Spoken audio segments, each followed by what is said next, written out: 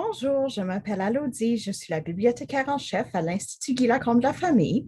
Et comme juin est le mois de la fierté LGBTQ+, je voulais vous faire des recommandations de notre bibliothèque par rapport aux familles et aux personnes LGBTQ+. Donc, c'est quoi LGBTQ+? L, ça veut dire lesbienne. Une femme lesbienne est une femme qui aime les autres femmes. G, ce serait un homme gay qui aime les autres hommes. B, ce serait une personne bisexuelle qui, femme ou homme, aime à peu près tout le monde. Ben, pas tout le monde, mais peu importe leur genre. Et une personne transgenre, c'est une personne qui le docteur les a sortis du ventre de leur mère quand ils sont nés. Ils ont dit, ah, c'est clairement un petit garçon.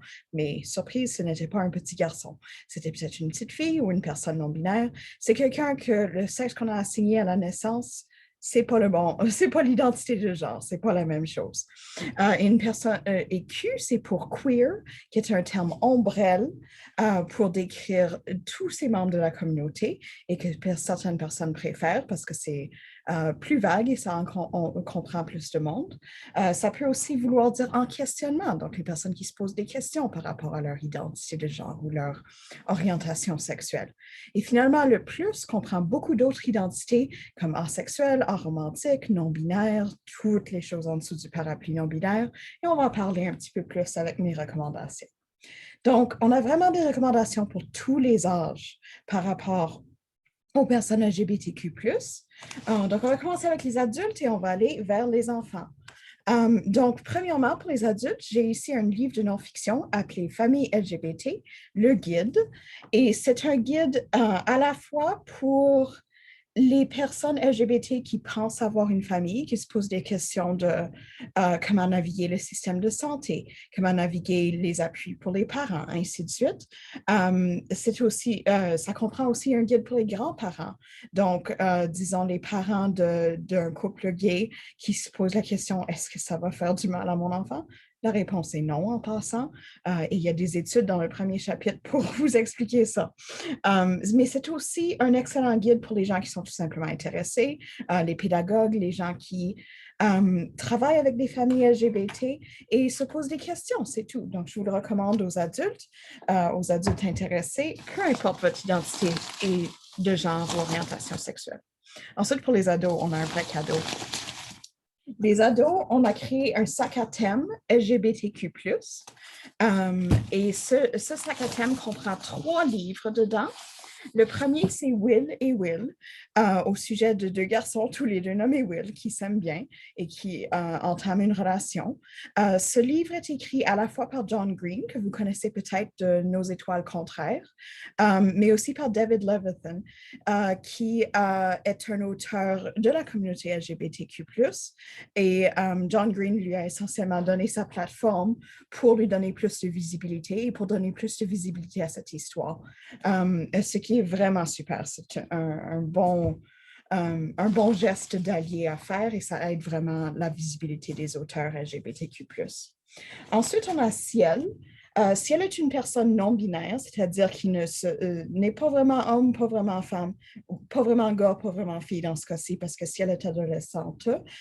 Et Ciel utilise des terminaisons alternées, c'est-à-dire que des fois, on va dire adolescent, des fois, on va dire adolescente.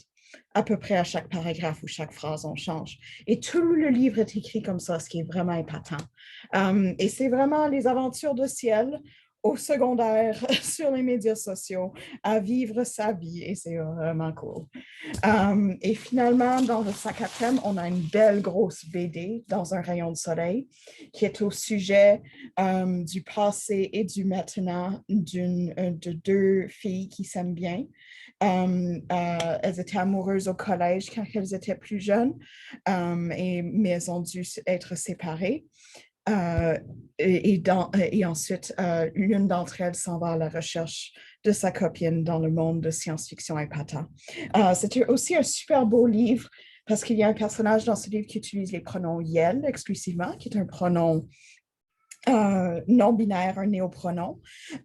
Et ça m'a vraiment fait chaud au cœur de voir tout un livre dans lequel ce personnage a été bien genré tout le long, comme selon ses préférences. C'est vraiment cool. Ensuite, pour les plus jeunes, ça c'était pour les ados. Pour des enfants plus âgés, je recommanderais Jughead. Et vous me disiez quoi? Jughead? Ben oui, Jughead. Et la raison pour Jughead, c'est parce que Jughead, c'est avec cette BD qu'il est devenu, que c'est devenu officiel qu'il est asexuel et aromantique. C'est-à-dire, les filles, les garçons, peu importe s'ils ne s'intéressent pas trop. C'est pas son affaire, là. C'est pas une déficience, c'est plutôt que c'est juste ça l'intéresse pas. Il a d'autres choses à faire comme manger des burgers et voyager dans le temps, ce qui est justement ce qu'il fait dans cette BD. Et finalement, pour les plus jeunes qui ne lisent pas encore, mais à qui vous liriez un livre, je peux recommander Ils sont, qui est un livre au sujet d'un couple, deux garçons qui deviennent éventuellement deux hommes. Et c'est tout écrit dans le format Ils sont et une description de ce qu'ils sont. Et ça finit avec Ils sont deux vieux amoureux et on les voit heureux à la fin de leur vie.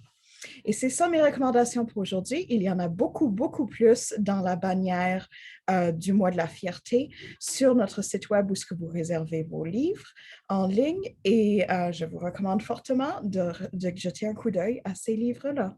Merci beaucoup. À la prochaine.